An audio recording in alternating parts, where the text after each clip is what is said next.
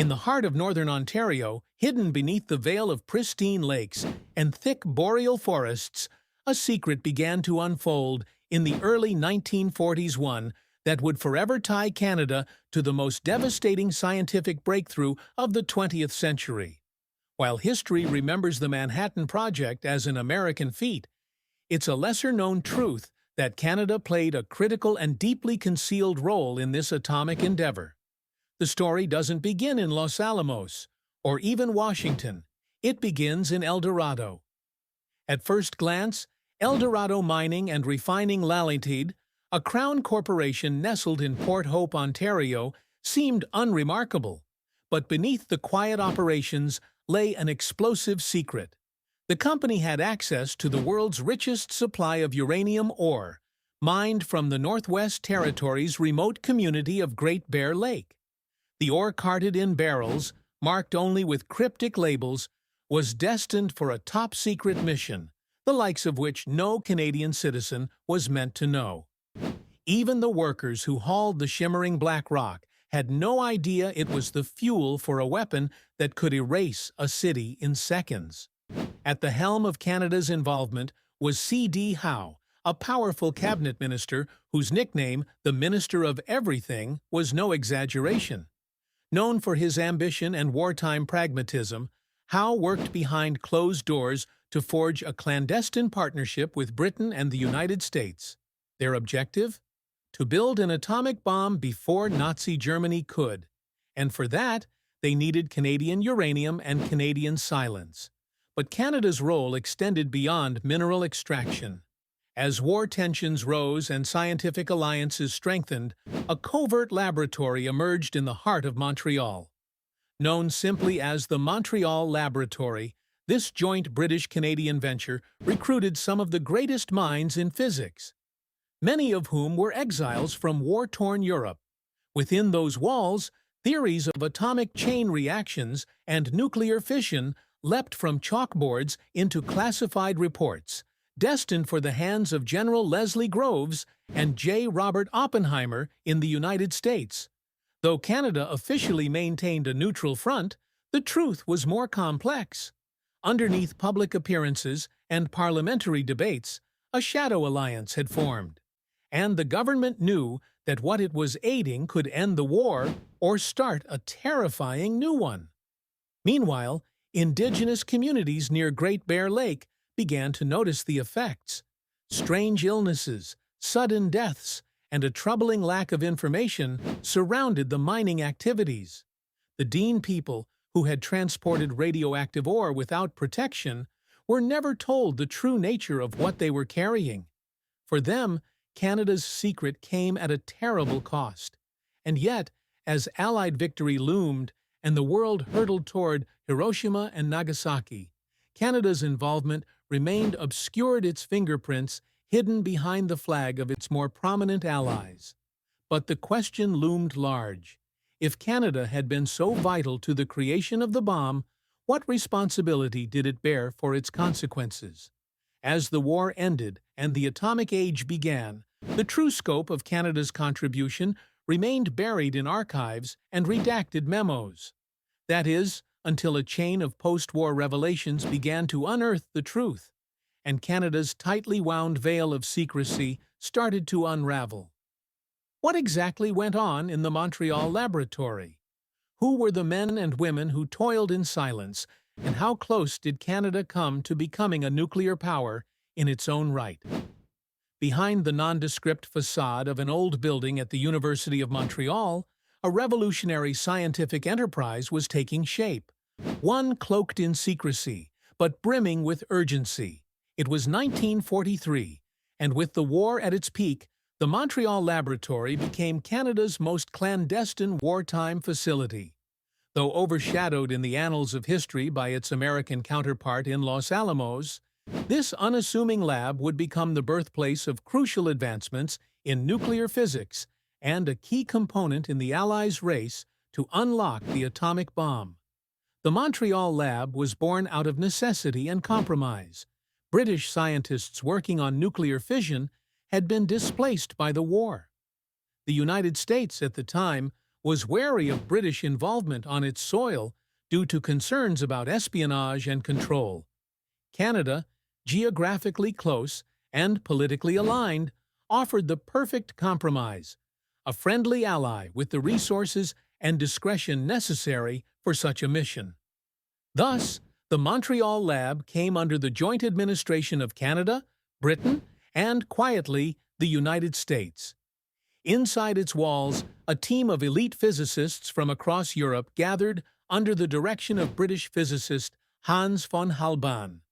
Among them were renowned names: Niels Bohr, who had fled Nazi-occupied Denmark; George Plaček, a Czech physicist; and Bruno Pontecorvo, who would later raise eyebrows with his mysterious defection to the Soviet Union. These scientists were not just calculating equations, they were calculating humanity's future. Despite the international talent, tensions simmered beneath the surface. The scientists worked under heavy restrictions. Canadian officials, especially those in military intelligence, were wary of foreign nationals working on such a dangerous and secretive project. There were delays, disagreements over direction, and bureaucratic hurdles at every turn. The Americans, through the Manhattan Project, kept most of the information close to the chest, unwilling to fully share knowledge with their Canadian and British counterparts. Collaboration existed, but it was strained and conditional. Still, progress was made. The Montreal lab focused on reactor design and nuclear chemistry, particularly heavy water moderation and plutonium production. These experiments were essential stepping stones to building a working reactor and, by extension, a bomb. Canadian uranium was refined and studied. Theoretical models were validated. And, most importantly, plans for a new, more advanced laboratory were set in motion, one that would escape the academic constraints of Montreal and move the project deeper into Canada's northern frontier. That lab would become the Chalk River Laboratories, located in the remote wilderness of Ontario near the Ottawa River.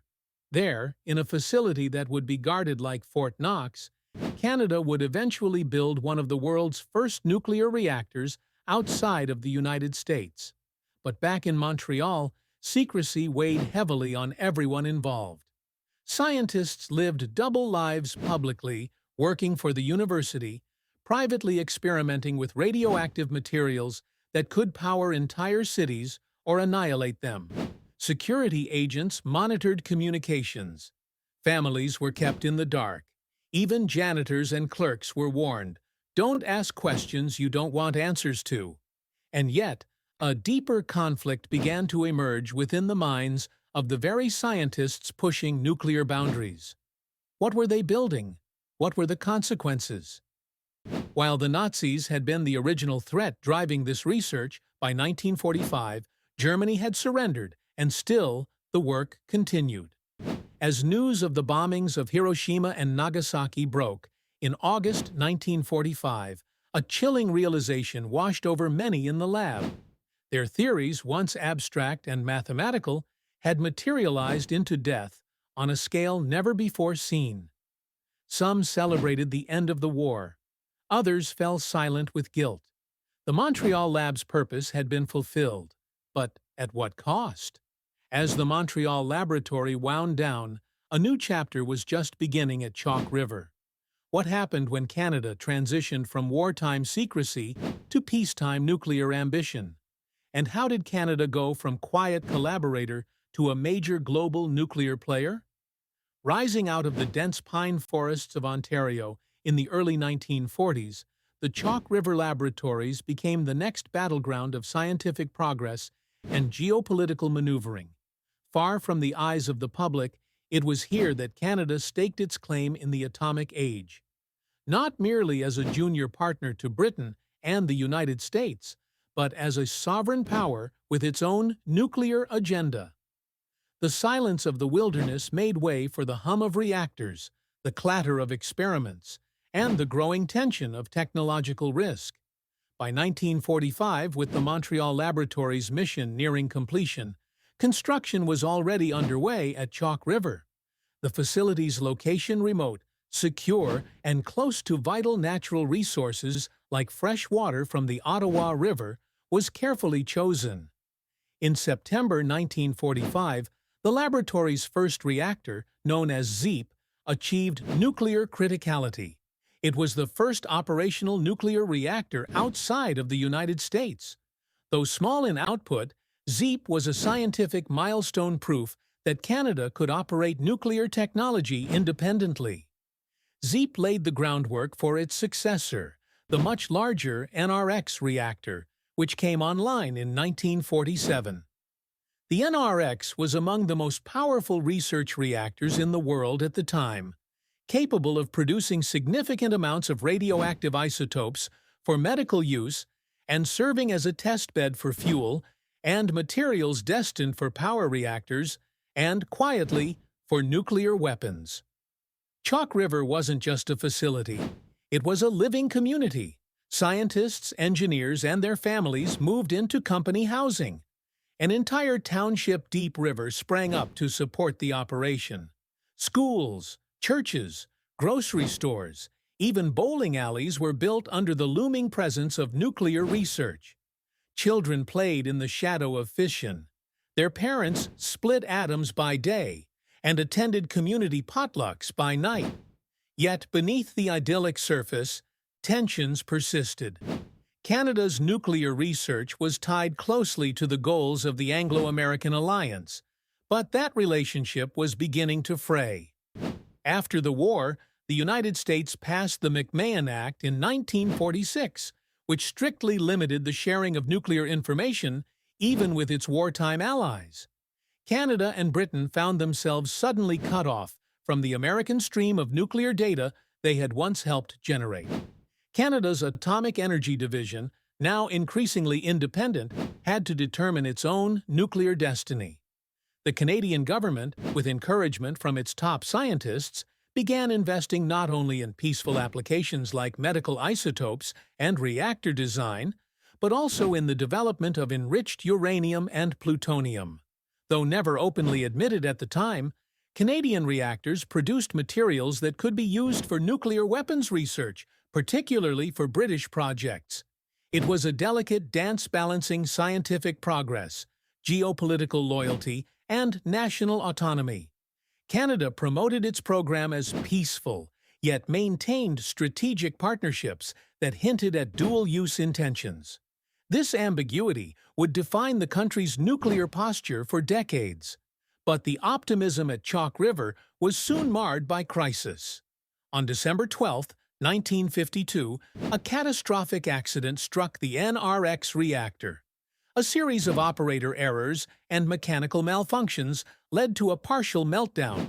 The core overheated, and a hydrogen explosion tore through the reactor building. Thousands of gallons of radioactive water leaked into nearby containment areas. Though no one was killed, the accident was one of the worst nuclear incidents in the world at that time.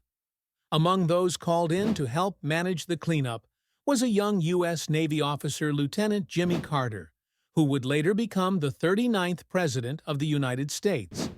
Clad in protective gear, Carter and his team entered the irradiated containment zone for brief shifts, working to shut down valves and stem further contamination. The incident haunted Carter for the rest of his life and cast a long shadow over Canada's nuclear future. The explosion at NRX was a warning, but it wouldn't be the last.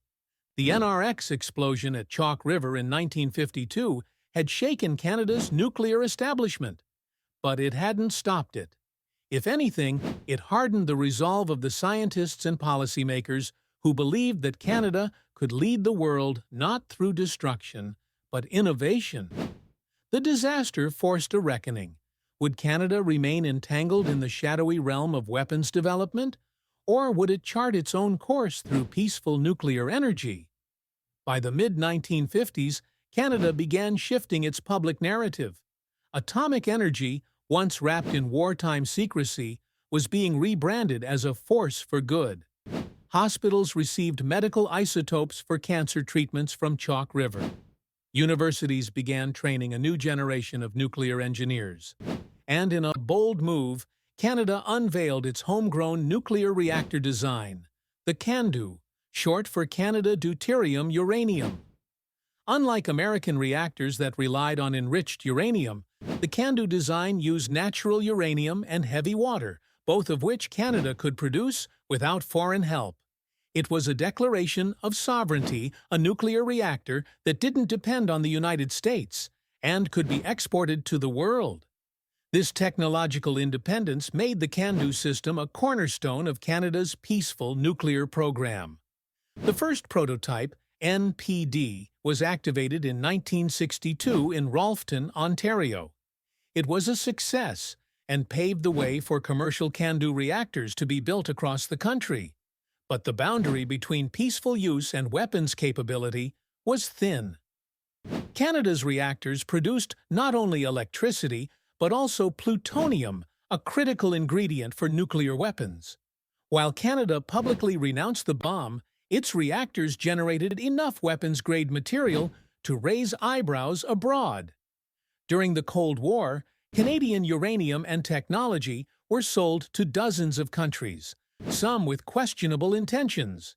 India, one of the earliest buyers of Canadian nuclear assistance, stunned the world in 1974 by detonating a nuclear device code-named Smiling Buddha, using plutonium derived from a Canadian-supplied reactor. The fallout was immediate. Canada suspended nuclear cooperation with India and re-evaluated its export policies. But the damage to its global image had already begun. The country that once helped invent the bomb and then tried to rise above it now found itself blamed for nuclear proliferation. Back home, however, the nuclear dream marched forward. By the 1970s and 80s, nuclear power supplied a growing share of Ontario's electricity. Entire towns like Pickering and Darlington thrived around the promise of clean, efficient atomic energy. Canada's nuclear workers, engineers, safety inspectors, operators became national symbols of scientific excellence. Yet public skepticism grew louder. Accidents at 3 Mile Island and Chernobyl jolted public consciousness. Environmental groups questioned the safety and long-term waste of nuclear energy. Indigenous communities began raising concerns about uranium mining on their lands, pointing to broken treaties and environmental damage in northern Saskatchewan and elsewhere.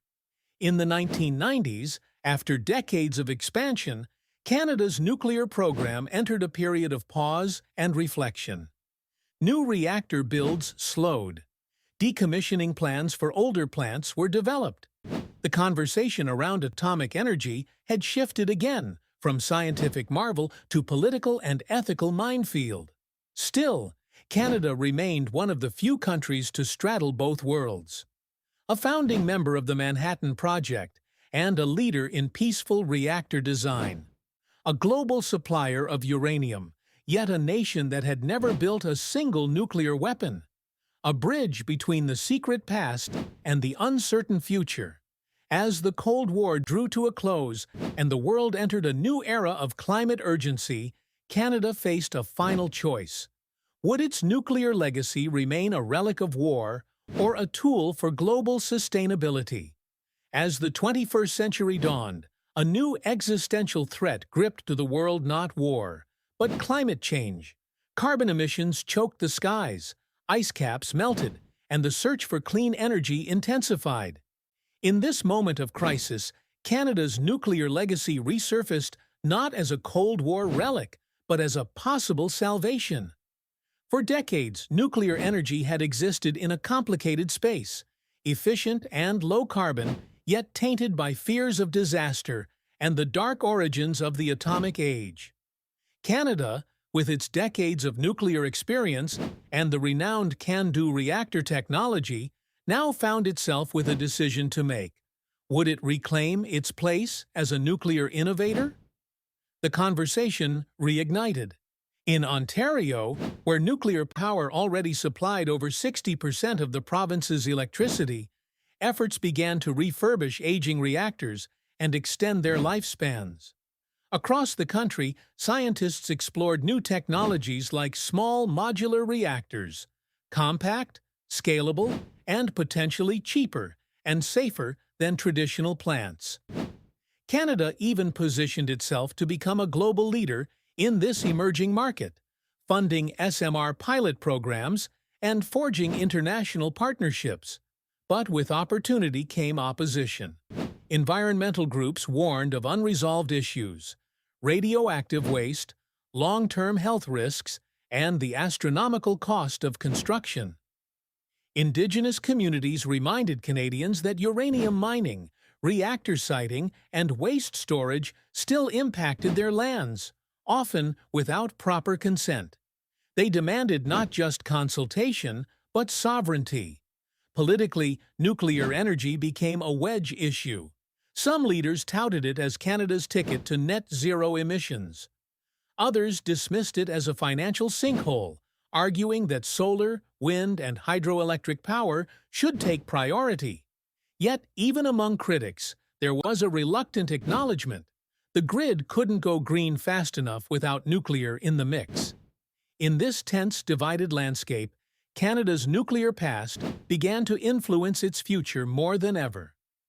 Young Canadians, some unaware of their country's role in the Manhattan Project, began rediscovering their history.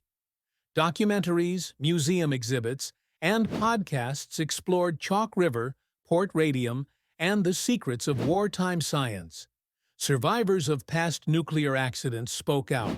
Activists called for a just energy transition that acknowledged not only environmental impacts, but the colonial injustices embedded in Canada's atomic story. And amidst it all, the world changed again. In 2022, Russia's invasion of Ukraine sparked fears of nuclear conflict unseen since the Cold War. Energy markets convulsed. Climate disasters grew deadlier. The urgency to act, to innovate, reached new heights. For some, nuclear energy represented resilience.